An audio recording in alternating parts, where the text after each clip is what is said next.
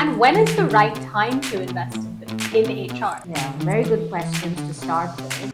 Hi, everyone. Welcome to our very first episode of our podcast, Unlock HR with the D'Souza Sisters.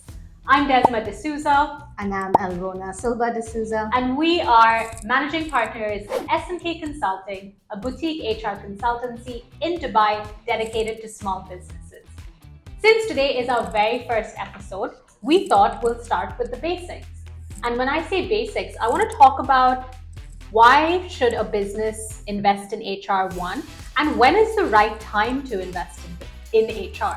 Yeah, very good questions to start with.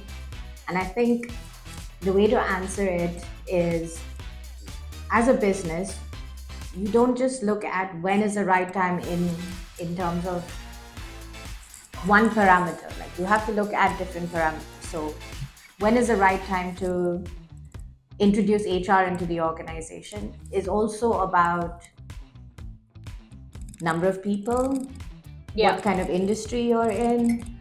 It depends on your preparedness and your business vision for the organization. Are you a small business? Then what are the constraints of that sort of an environment? So to answer that question, as you know, to give you a blank point of saying when you have da da da da da, that's when you introduce HR would not be the right advice to give, in my view, because we need to understand the business. We need to understand a lot of different things, questions that need to be answered before we can say, are you ready for HR? Yeah. What do you think? I think it's a few things, right? Like you said, I don't think there's one definite time to invest in HR, but I think what we need to understand is there's a few things that needs to be done before you even hire your first team member. There's a few things that need to be done when you have a team of 1, 2. And HR doesn't mean investing in HR doesn't mean investing in, like the entire spectrum of HR. Maybe you need to start off with figuring out 3 simple things. Are you going to create a team? When are you going to create a team? What roles you're going to hire people into, and what are you going to pay them? And where are you going to find them? Yes. Maybe that's just the initial part. So at that time, you can go out to someone and ask them to help you with just these 2 or 3 components. Yes. And that can be a good starting point. Because what you don't want to do is A, hire the wrong person. And that can happen because you really don't know what you want. Yeah. B, you are probably at a stage where you are trying to grow your business. So you have to you have to make a decision on where your time is best spent. Is it on like reviewing hundreds of applications or CVs? Or is it meeting new clients or growing your marketing plan? So as with all questions HR, the answer is always, it depends, right? It is always that.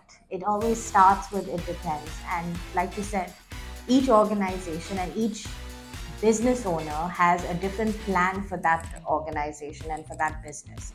And a lot of the times, I think introduction of HR it's not about having a person looking after HR. It's not about having HR consultants necessarily looking about.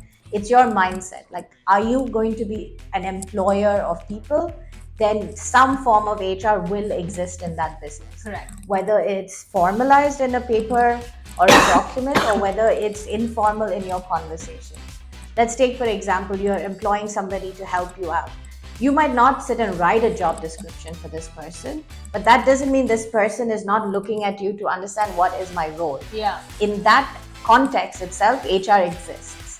So you would have to be very clear with that person. I expect you to do ABC, and the result of ABC will benefit the company in this way. Yeah. Otherwise, that relationship is very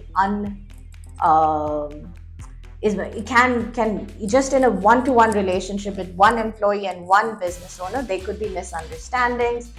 That person might not get clear sense of direction, therefore would look to leave. And there you go, your first employment is not as fruitful as you expected it when you employed that person. Yeah. And I think to add to that, right, is especially when you're at the beginning of your business or when you are with 2, 3 employees, sometimes it is that a job description can be restricted, right? Like, it's not that, right, if you are for instance, you have an office manager. That office manager may actually do multiple roles. Yeah. But you have to have the person with the right attitude who can understand that this is not just this, like I can't say, well, that's not in my job description. They have to be able to understand that this is the beginning to, a longer vision. Yeah. Growing the team, growing the business. So it comes down to also hiring the right kind of attitude, not just the job description. Yeah. So that's the unlock HR aspect. It's like unlocking HR from a mindset, not necessarily unlocking HR by writing up a job description or something like that. These are really good to have because it will help you and your business plan. But it's how you think about managing people. Yeah. That's the aspect of HR. So the moment you have to manage people, HR will exist in your organization. Yeah. Whether you say this is the trigger of I have HR in my business, Yeah. It just exists when people exist in the organization. Yeah. Another thing I hear a lot of like new business owners or startup founders that have an exec team, they'll have a CMO, a CTO, a CFO, a COO. They're the CEO. And a lot of times HR is not on that table. There's no CHRO. There's no CHRO. Or a CTO. Exactly.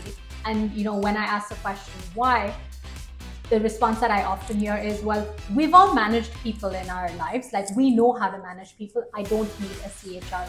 What would you say to that? Well, if that's how they are going to be managing as a C-suite and that's the direction they have, set for the business, I think it's not doing justice to the business. That is because the CHRO has a way to interpret the vision of the business that is very personal to the business and to the people and the asset of the organization. Yeah. Just as much as the CMO is looking after the marketing, I'm sure he's managed or she has managed people, but can that person take the role of a CHRO? Or is that within the context of marketing, can that person manage people? Then that person is a line manager, not a CHRO. Yeah. So it's a different hat that person wears. Yeah. And with the introduction of CHRO, it brings so many benefits to the organization. The team understands the commitment to people because there is somebody there that's sole business is to manage the asset, single most important asset in the business, which is the people. Granted, people will say that's what the CEO's responsibility is, but the CEO's responsibility is to make profit or to, they have more stakeholders to be responsible for. So I think introduction of a CHRO is definitely something that needs to change. The conversation on that front needs to change. The CHRO definitely needs a seat at the table. Yeah, and I think to kind of add to that, right?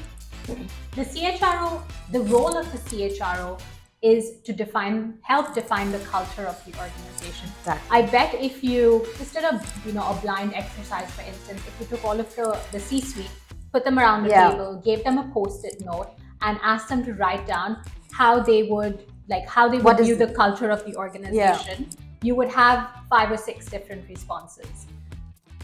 Correct. Right? 100%. And so the CHRO can then take all of that and then consciously decide how together we are going to build this culture that we have defined, and then put the foundation, lay the foundation in place to be able to inform that culture over the next 2, 3, 4, 5, across the lifetime of the organization. So I think it's yes, of course, the CHRO should have a seat at the table, and there's different ways that this can be made possible.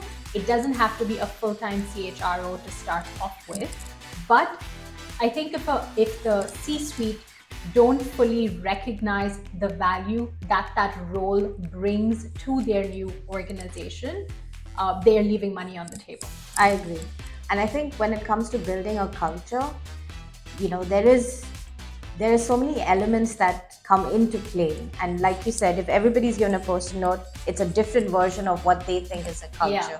But it's not a unified version.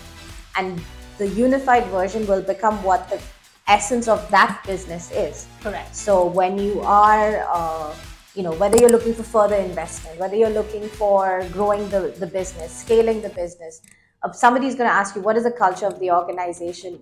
A single unified message brings a huge difference to how you position your organization for success. because that's where people will all connect with, right? And that's how you help the business grow and succeed. And I think that's it.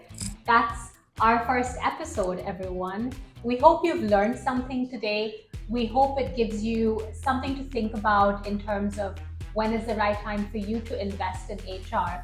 In the next episode, we'll talk about the different options of how you can bring HR around your table without necessarily hiring a full-time HR manager or a CHRO. So don't forget to check us out next week. Have a wonderful rest of the day and week ahead. Ciao. Ciao.